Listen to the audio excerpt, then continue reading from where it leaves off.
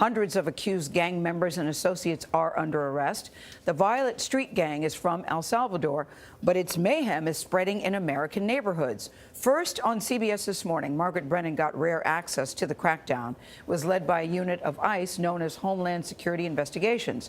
She went to one of the deadliest battlegrounds, that's Long Island, New York. Margaret is at the White House, where the Trump administration is watching closely. Margaret, good morning. Good morning. Well, cracking down on undocumented immigrants from Central America is part of the Trump administration's strategy to stop the growth of international gangs like MS-13. Operation Matador is the name of the joint law enforcement effort to capture and deport suspected gang members. But so far, there have been about 345 arrests since the month of May.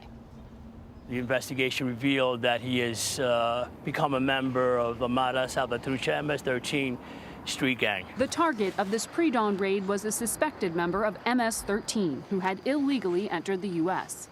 Keep your head up and be safe out there. The team of 12 immigration agents and local police expected the 20-year-old suspect to be armed. Manny, 10-9, we got a firearm? Assistant Special Agent in Charge, Jason Molina. He entered the country illegally, so and then he went through the immigration process, and a judge ordered him removed. But we know he's an MS-13 member? Yes. We have information. We have pictures of him actually flashing gang signs. But gang membership is not a crime, and agents did not have a criminal warrant. So it appears that the two guns are either pellet guns or BB guns. No other weapons were found. But Molina's team was still able to make the arrest based on the suspect's immigration status, part of the unique mandate of the Homeland Security Investigations Unit of ICE.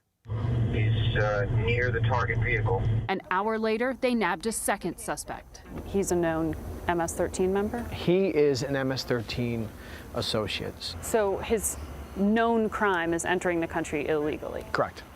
But that's it at this point. That's all you definitely know.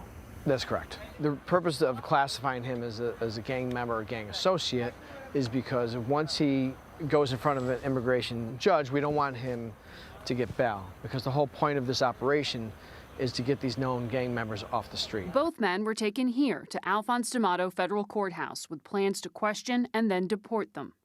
The courthouse is also home to the command center for Molina's team. It's a heat map which shows the locations where the gang members are known to reside. On this residential street in nearby Brentwood, a man was found brutally beaten to death last year. There was a killing right here, and we believe that was MS-13 that carried it out? Yeah. A month prior, 2 teenage girls were murdered a mile away. Police suspect MS-13 gang members. They don't shoot people because it's too fast and not painful. They cut them up into little pieces. MS-13 are the equivalent in their meanness to Al-Qaeda.